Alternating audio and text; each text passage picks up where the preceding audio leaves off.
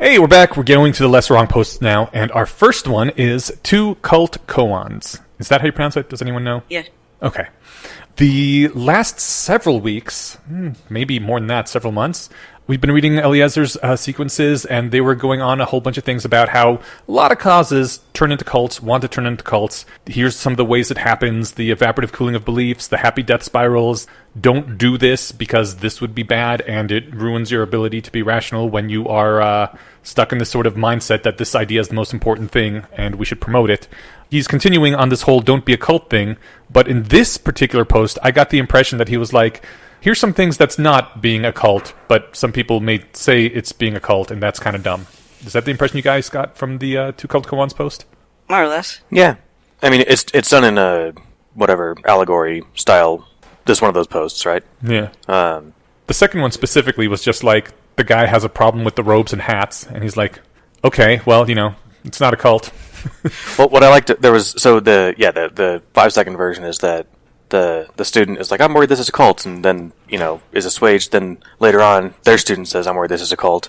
And it's like, all right, well, then put on this wizard's hat. And I'm trying to find the line where it says, okay, that's insane. How will that help? I'm sorry, but having to wear these robes and the hood, it just seems like we're the bloody Freemasons or something. Oh, no, I see. There was a line break, or there was a ... I thought that was in the post. How can this possibly help with the wizard hat? Well, since you're so concerned about the interactions of clothing and probability theory, it should not surprise you that you must wear a special hat to understand. Followed by, when the novice attained the rank of a grad student, he took the name Bozo and would only discuss rationality while wearing a clown suit, which was the line that I enjoyed. I feel like Kutkowski's mentioned clown suits at least twice, and I'm disappointed that I haven't seen a video of him giving a talk in a clown suit. Maybe someday.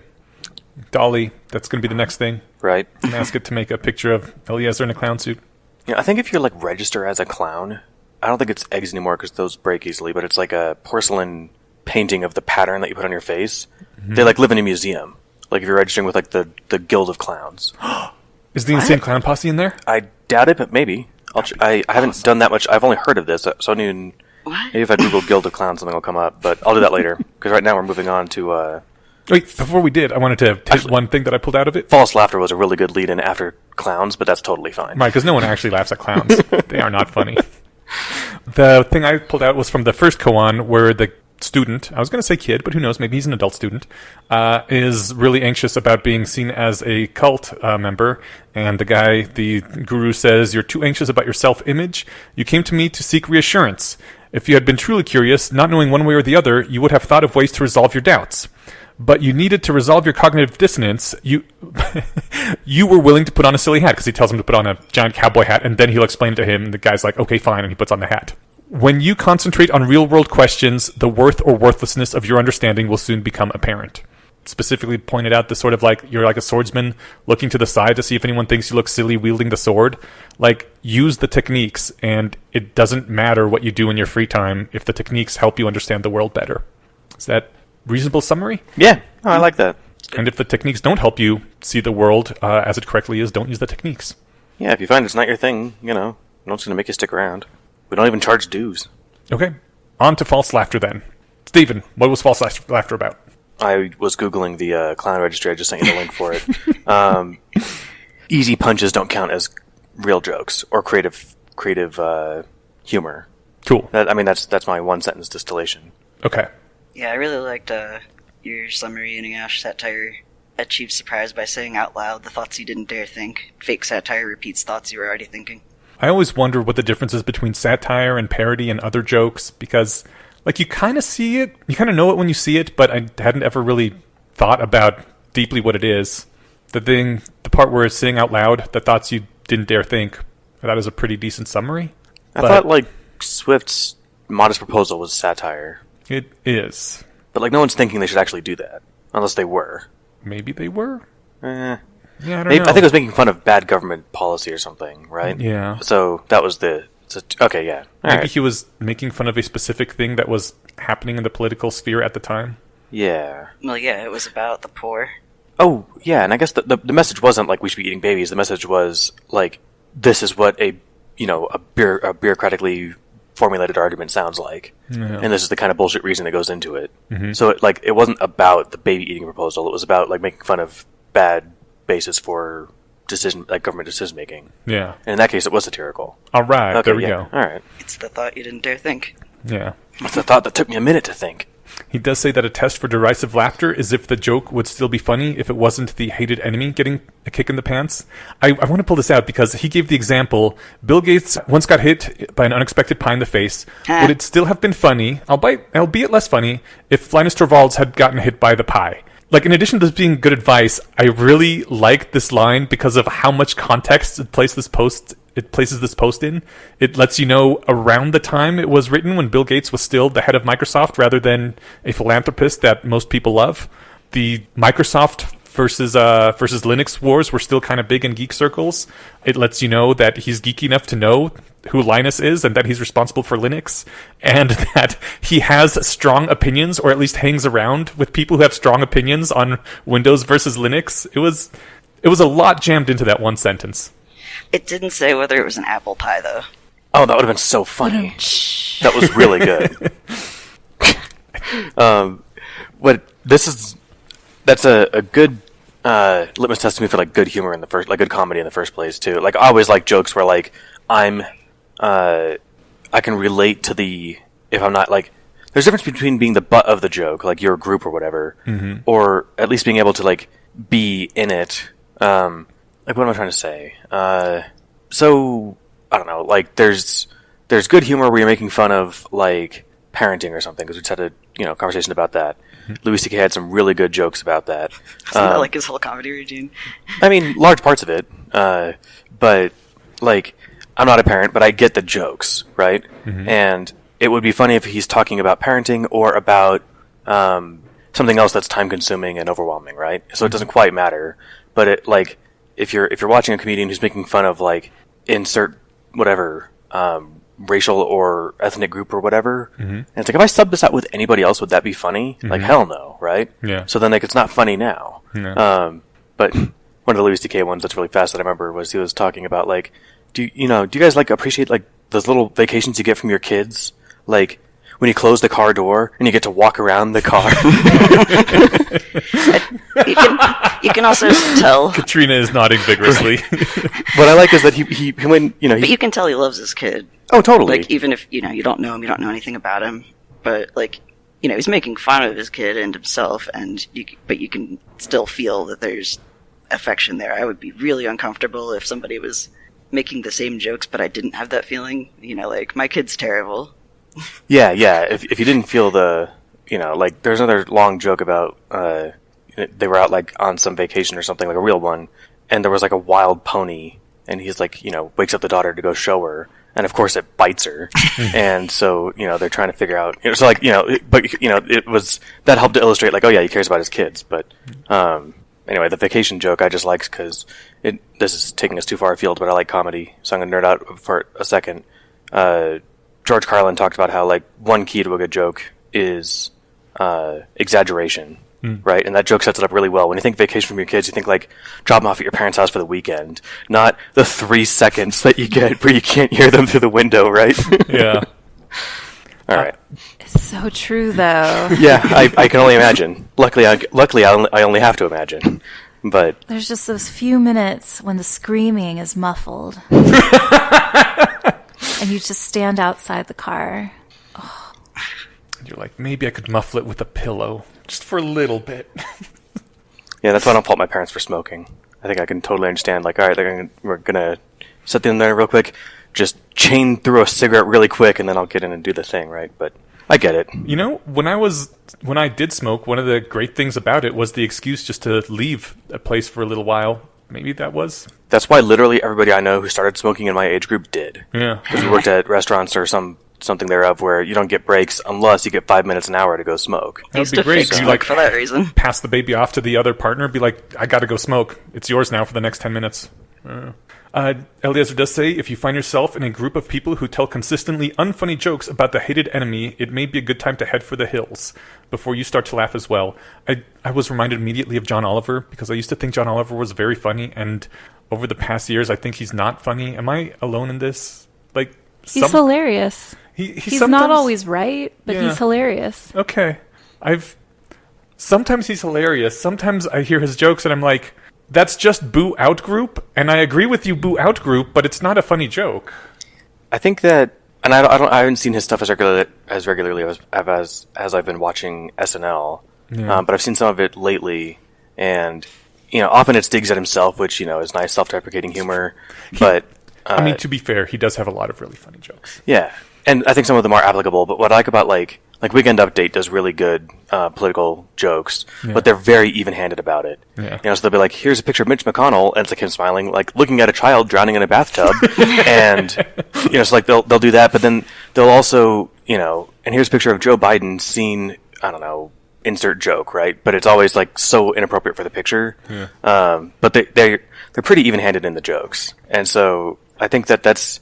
You might laugh harder at the hated out group ones or something, or there might be it is a different nature, right? They're not insinuating that Biden would laugh at like a puppy drowning or something, right? Mm-hmm. But it's, I don't know, at least it's delivering blows on both sides, and I can appreciate that. I haven't seen enough John Oliver to have a good take on what his stuff is really about. In his defense, I did watch one recently that was titled Rocks, and I thought it was going to be about rocks. It was about some very specific rocks in the middle of nowhere, Tennessee or something, or Georgia. Georgia. That's the one. Okay, so you know what I'm talking about. What was so special about these rocks? They were commissioned. Do you maybe remember it better than I do? I saw it recently too, because it came out recently. It is a giant stone monument that is like commissioned by a eugenicist. Okay. Oh, I didn't know it was that. I knew that it was something about like it contained in various languages like 10 instructions on how to survive like a post-apocalypse. Oh. And it was like an art installation. Well, that's cool. But this nut job politician has made like a platform of hers to center around like the this is obviously the deep state alien Jews who are and yes this is like the third main thing I can do as a politician is get rid of these rocks, and so wow, like okay. it's digging at a particular political party and a particular person, but in his defense, that person's ridiculous. Yeah, and it was hilarious. The jokes are funny. So, okay. Yeah. I think what his main point in this post was, I'm assuming, a reaction to something that happened to him, because he says requiring someone to laugh in order to prove their non-cultishness, like most kinds of obligatory laughter, it doesn't quite work. And he also says we should be able to not laugh at predictable jokes without being accused of being humorless or unable to take a joke. And I get the feeling that, like, someone made some kind of joke about him leading a cult or something, and he didn't laugh at it, and then they said, "What's wrong? Don't you have a sense of humor or something?" And sounds reasonable. Yeah, I think that's seems fair like to that not kind laugh of guy. at things that aren't funny. Oh, it seems like the kind of guy that wouldn't laugh at that sort of joke? Oh, no. He seems like the kind of guy who would write a whole piece because somebody told him he was unable to take a joke. Yeah. All I can think of is, because we were just talking politicians, is Jeb Bush, please clap, right? Well, what's that? He was giving a talk, and he was done, and no one responded, so he said, please clap into the microphone. It was like a joke when he was running for president. Oh, okay. Yeah. And it's like, so then, of course, the room applauds, but like, how do you even enjoy that applause when you had to ask them to do it? Imagine being a comic and be like, that was the joke, and then they start laughing. Like, that's, I wouldn't feel like that's real laughter, right? No. Yeah. I'm looking through the comments and people are just telling jokes, and then I just came across. So Anonymous wrote, "The last statement is hilarious. This comment is no longer endorsed by the author." It's crossed through. Okay. And that was 12 years ago? I think at least part of the problem is that humor is pretty darn subjective, even when it's ideological. Like, I really dislike the sea lioning joke on an ideological basis, because I think the sea lion is on the side of the Nazis, and that's really problematic, but I think it's a fucking hilarious comic strip, and I always laugh when I read it, because it's a really good joke. Commenter Robin Hansen has a good question in here. Ooh. Would jokes where Dilbert's pointy-headed boss says idiotic things be less funny if the boss were replaced by a coworker? If so, does this suggest that bosses are hated enemies and Dilbert jokes bring false laughter? Well, I mean, bosses are definitely hated enemies, but I think it's funny because it feels like so many people's real experience with their bosses. Yeah, one of the comments says, Dilbert isn't even really satire, it's a documentary. Awesome. That's funny. Yeah, I don't know. I think the intersection of ideology and humor can be really rough, and some people might not find things funny. for other reasons than it clashes with their ideology. Yeah, and I think if you find it funny only because it agrees with their ideology, like those I never find funny, and it's a drag because it can be a joke from a comic I like, and I'm just like, that's such an easy dig, right? Like it's actually that is exactly the kind of exasperation he expresses in this post. Yeah, but it's like, okay, great, another people who don't get vaccines jokes are dumb, like, or another people who don't get vaccines are dumb joke. Like, unless you have an original spin on it, it's not funny anymore, right? So yeah, there needs to be some creativeness to it. Yeah, I'm not sure if I still endorse this, but I used to say that. Well, I used to dislike satire until I actually saw a good satire and was like, oh, that's what it's supposed to be. It just struck me as kind of. It's funny if you subvert, let's say Peter Griffin from Family Guy or whatever, being sexist or whatever, but you subvert it in some way. But if you just have him saying sexist things and then you're supposed to laugh at it because it's satire, if you're just repeating the dumb shit that people say or do, it's... What was the good satire, do you remember? I mean, it may have actually been Family Guy. Which is why I think I went to the example of Peter Griffin, but I don't know. Yeah, mostly cartoons. Cartoons have gotten a lot better, and stuff on Adult Swim and whatnot. Yeah. And then I think before that I was mostly seeing, comedians on TV. Kicking it back to, I don't know, half hour, an hour ago, Pregnant Women Are Smug is a satire, right? Sure hope so. Yeah. Says a thing that a lot of people think, but don't say out loud. Well, I think that one of the musicians behind Pregnant Women Are Smug really wanted to have a kid. Oh, really? Yeah. Oh, well, that makes it kind of tragic. Yeah. What do you mean wanted, and couldn't? I think they're trying to. Well, I mean, if they were trying to and they were, preparing for, I've had pregnant friends, they've all been, this entitled or whatever, and I'm prepared, I'm going to be that in 6 months. If that's where that joke was going, I could see that being funny. Well, but and less tragic. I can't get pregnant. Oh, if that's the case, it was a bummer. There was a good joke by, I'll have to look up her name because she's really funny. But she has a bit about how her sister is a nurse, and yes, she's a healthcare hero, and no one will let you know that they're heroes more than they do. And so I mean, but it's not bad natured, right? So you can still tell that she cares, but she's poking fun, and actual legit good humor is really hard. It's one of the reasons successful comedians are so successful, because most people can't do it. Yeah. My daughter's hilarious. Kids often are. Completely unbiased opinion. No, kids are amazing. Kids can be cool. When they're not trying to be funny, especially. Especially when they don't know they're not supposed to say things, and they say things. What, Daddy's my favorite? Although that was probably not that funny. Maybe a bit funny. Alright, well, are we done with these? Do we have more things to say about humor and or cultishness? I'm 90% sure that the comedian I was thinking of was Rosebud Baker, but I can't find... Rosebud Baker, I was right. Cool. So I think her stuff's on YouTube, but she was also on That's My Time with David Letterman, which is a thing with comedians that he's doing right now. It's really fun. They're people who haven't had full specials on whatever network or Netflix yet, but they're really funny. And I'm glad that people like that are getting to hang out with David Letterman for 15 minutes and do stand-up in front of people. So anyway, all right, that's my time. All right, well. Not with David Letterman, because he hasn't called me yet, so... Well, for next time, we will be reading the sequence posts Effortless Technique and Zen and the Art of Rationality.